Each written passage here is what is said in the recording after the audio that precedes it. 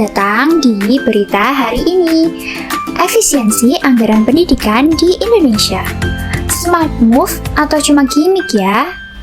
Sekilas isu tentang ini ya guys. Kalian tahu nggak sih kalau pemerintah lagi ngekat anggaran pendidikan? Nah, ini yang jadi perdebatan panas sekarang ini. Kompas bilang kalau anggaran pendidikan kena imbas dari efisiensi dan ada beberapa sektor pendidikan yang terpotong. Ahmad Nur Hidayat bertanya, ini beneran efisiensi atau cuma sekedar pengurangan dana yang bikin pendidikan makin sulit sih? Nah, FNB UGM mewanti-wanti kalau efisiensi ini harus hati-hati biar nggak merugikan siswa maupun tenaga pendidik. Detik News nge-quote Mendikbud yang bilang kalau KIP dan UKT nggak bakal kena dampak. Apakah itu pasti? Tentu saja nggak tahu ya. Fakta dan data. Anggaran pendidikan 2025 turun sebanyak 6,3% dari 660 triliun jadi 618 triliun dari Kompas 2025.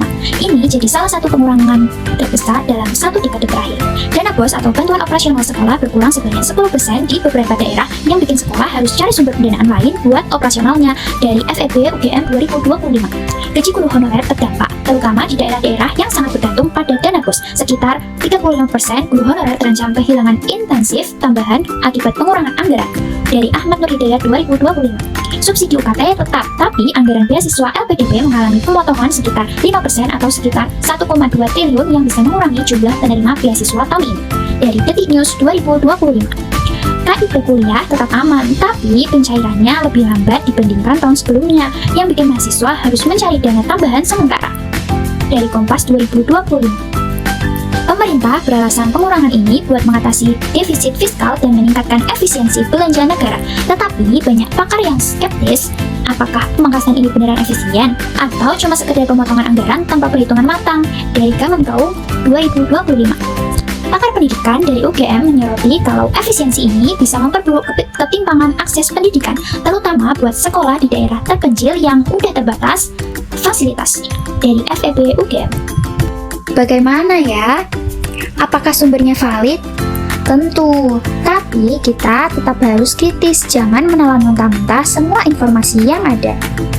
Objektif nggak nih? Pemerintah ngelihat ini sebagai langkah strategis, tetapi masyarakat dan akademisi banyak yang worry karena dampaknya yang bisa bikin akses pendidikan makin sulit. Dampak jangka panjangnya apa sih? Kalau nggak di-manage dengan benar, pendidikan bisa makin timpang, terutama di daerah-daerah dengan sumber daya pendidikannya yang masih minim. Nah, solusi alternatifnya apa sih?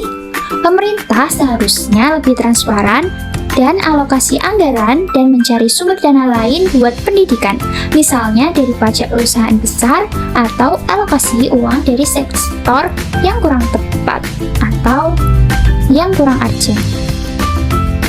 Kesimpulan efisiensi anggaran ini perlu diawasi dengan ketat guys. Jangan sampai pendidikan malah jadi korban.